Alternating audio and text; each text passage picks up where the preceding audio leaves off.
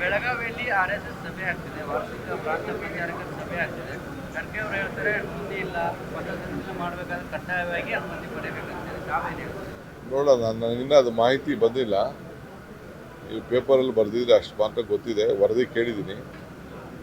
ಆಮೇಲೆ ಕಾನೂನಲ್ಲಿ ಯಾರಿಗೇನೇನು ಅವಕಾಶ ಇದೆ ಆ ಅವಕಾಶಗಳಿಗೆಲ್ಲ ಸಿಗ್ತದೆ. ಕಾನೂನಲ್ಲಿ ಅವಕಾಶ ಇಲ್ಲ ಅಂದ್ರೆ ಅವಕಾಶ ಸಿಗೋದು. ಒಬ್ಬೊಬ್ಬರಿಗೆ ಒಂದೊಂದು ಮಾಡೋದಲ್ಲ. ಉತ್ತರ ಕನ್ನಡದ ಬಹಳಷ್ಟು ಶಾಸಕರು ತಮ್ಮನ್ನು ಭೇಟಿಯಾಗಿದ್ದಾರೆ. ಮೋಡ ಬಿತ್ತನೆ ಬಗ್ಗೆ ಭಾಳ ಡಿಮ್ಯಾಂಡ್ ಇದೆ. ನಾನು ನಮ್ಮ ಲೀಗಲ್ ಅಧಿಕಾರಿಗಳು ಮತ್ತು ನಮ್ಮ ಫೈನಾನ್ಸ್ ಡಿಪಾರ್ಟ್ಮೆಂಟ್ ಅವ್ರ ಮಾತಾಡಬೇಕು.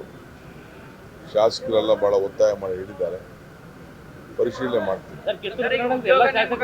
ನಿಮಗೆ 7 ಜಿಲ್ಲೆಯವರು ಏನೇನು ಮುಂದಿಟ್ಟಿದ್ರು, ಏನೇನು ಬಗೆಹರಿಸಿದ್ರೆ, ಏನು ಹೊಸ ಯೋಜನೆಗಳ ಜಾರಿಗೆ ತರ್ತಾರೆ? ಸದ್ಯಕ್ಕೆ ನಾನೀಗ ಹೇಳಿದಷ್ಟು 2 ವರ್ಷ ಅದು ಚಾಲನೆ ಆಗಂತ ತೀರ್ಮಾನಗಳನ್ನು ನಿನ್ನೆ ಕಿತ್ತೂರು ಕರ್ನಾಟಕದ ಸುವರ್ಣಸೌಧದಿಂದ ತೆಗೆದುಕೊಂಡಿದ್ದೆ. ಎಲ್ಲ ಉಂಡಿಗಳಲ್ಲೂ ಕೂಡ ದುಡ್ಡು ಭಾಳ ಹುಷಾರಾಗಿಡಬೇಕು ಅಂತ.